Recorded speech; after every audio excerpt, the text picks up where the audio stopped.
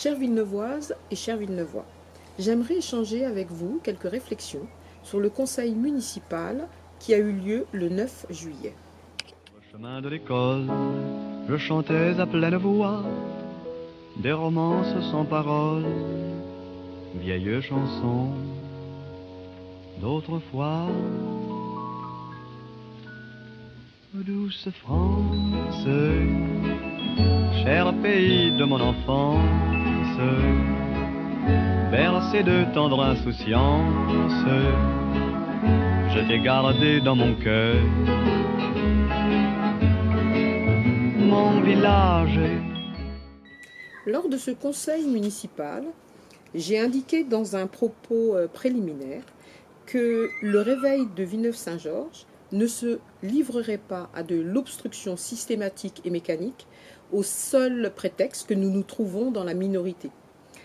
Notre état d'esprit est coopératif et constructif dans la mesure où ce qui prévaut, c'est l'intérêt des Villeneuvois et des Villeneuvoises. Cependant, cela ne signifie pas, comme l'a indiqué M. Gaudin, que nous allions voter avec la majorité toutes les propositions qui seront amenées à faire. Pas du tout. Nous n'allons pas nous transformer en béni-oui-oui de la majorité. J'ai bien précisé dans mon propos que nous ne serions pas une simple chambre d'enregistrement des décisions prises en amont par l'équipe Mieux Vivre à Villeneuve. Nous tenons à exercer notre libre arbitre et à exercer notre esprit critique quant au vote que nous serons amenés à effectuer et à prendre nos décisions de manière souveraine. Par conséquent, lorsque je demande à avoir recours au vote à bulletin secret, cela n'est pas du tout contradictoire avec mon premier postulat. On ne peut pas apparenter ce choix à de l'obstruction.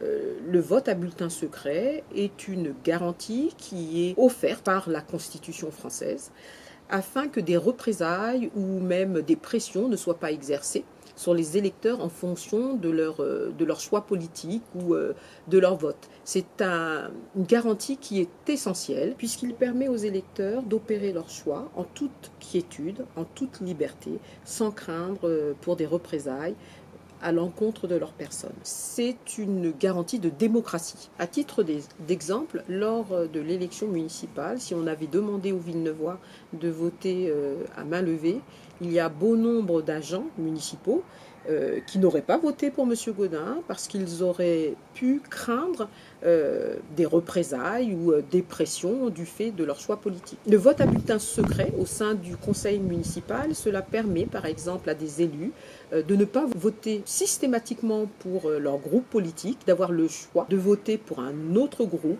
sans être inquiété des répercussions que cela peut avoir. Le second point que j'aimerais aborder avec vous, c'est celui du terme minorité.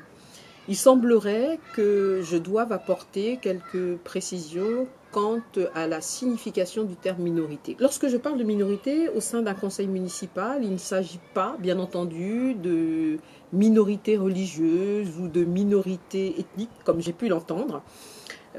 Dans un conseil municipal, il y a la majorité.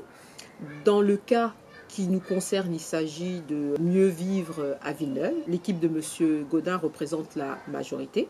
Et puis, il y a la minorité, et ou on peut l'appeler également l'opposition.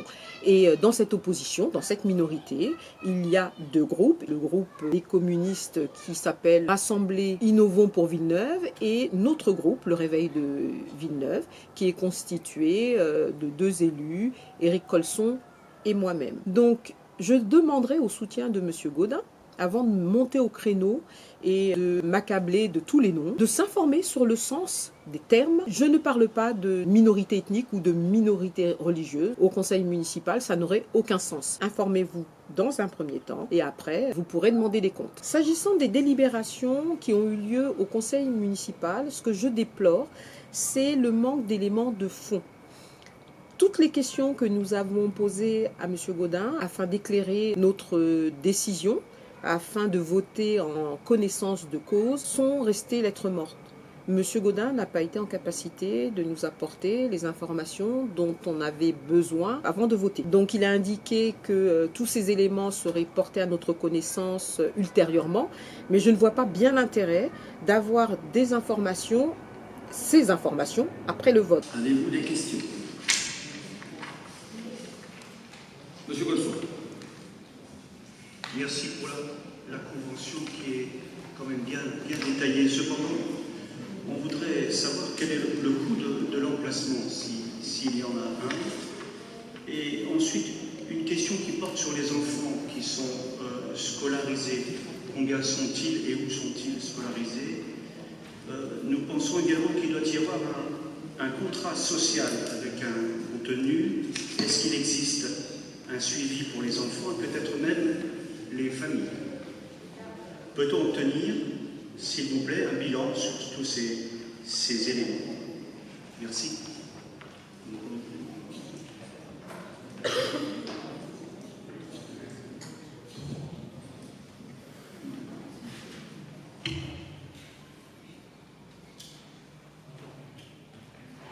Bien, dans l'immédiat, j'ai pas les documents que vous me demandez, parce que bon, là, il s'agit de renouveler, il y a une urgence, hein, le marché précédent est arrivé à expiration, il faut le renouveler, je vous communiquerai tous les renseignements nécessaires, il n'y a aucun problème, mais je ne les ai pas actuellement. Oui, j'aimerais poser une autre question.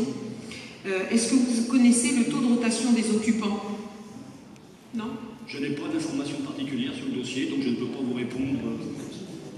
Donc là, c'est le principe de renouvellement de la convention telle qu'elle était. Les détails chiffrés, je ne les ai pas, je vous les communiquerai très prochainement. Aucun problème. D'accord. Merci. Merci de votre compréhension. Monsieur Colson.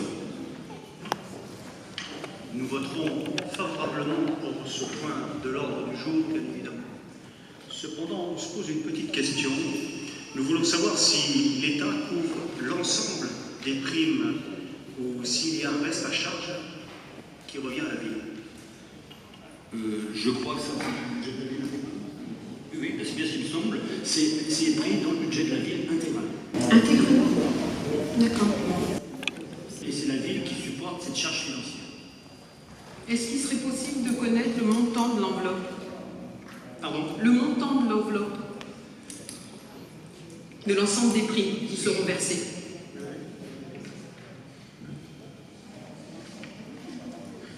Je ne l'ai pas.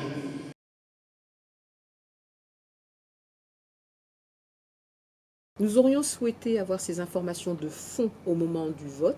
C'était des éléments indispensables pour pouvoir orienter notre choix en nous basant sur des critères fiables et concrets. Je prends pour exemple le vote, la délibération qui a concerné la reconduction du contrat de gestion de l'aire des gens du voyage qui se trouve entre Crosne et Villeneuve-Saint-Georges. Nous voulions savoir si cette gestion était saine, si le budget était équilibré, parce qu'il est bien entendu que notre choix aurait été différent dans le cas où ce budget serait déficitaire. Monsieur Gaudin n'était pas en mesure de nous donner l'information, ce qui est regrettable. Nous avons voté parce que nous ne voulions pas faire d'obstruction, mais j'espère qu'au prochain conseil municipal, les élus auront des éléments de fond, que le conseil sera préparé de manière un peu plus minutieuse afin que nous puissions avoir les éléments indispensables pour décider de notre choix. Nous savons que de nombreux locataires de cette terre pour les gens du voyage sont en cessation de paiement. Comme c'est la municipalité qui fait l'avance de fonds, et elle se rembourse sur les entrées de loyer. Si les locataires ne payent pas leur loyer depuis de nombreux mois, cela signifie que ce sont les contribuables villeneuvois en fait qui pallient cette défaillance des locataires et nous ne trouvons pas cela normal. Ce n'est pas aux contribuables villeneuvois de payer pour les locataires de cette aire pour les gens du voyage. Donc il était essentiel que nous sachions si le budget était équilibré ou déficitaire. L'équipe de M. Gaudin a pris ses fonctions il y a une semaine. Les élus auraient quand même pu anticiper et mieux préparer le conseil municipal. Nous avons voté sur des dossiers qui ont été montés par les administratifs de la commune et il n'y a pas eu d'orientation politique donnée à ces dossiers et pourtant c'est bien le rôle des élus. Nous ne sommes pas censés voter sur des dossiers qui proviennent de l'administration de la commune. Nous sommes censés voter sur des documents préparés par des élus. Si vous avez aimé cette vidéo, n'hésitez pas à la liker et je vous encourage à vous abonner à notre chaîne. À très bientôt. Au revoir.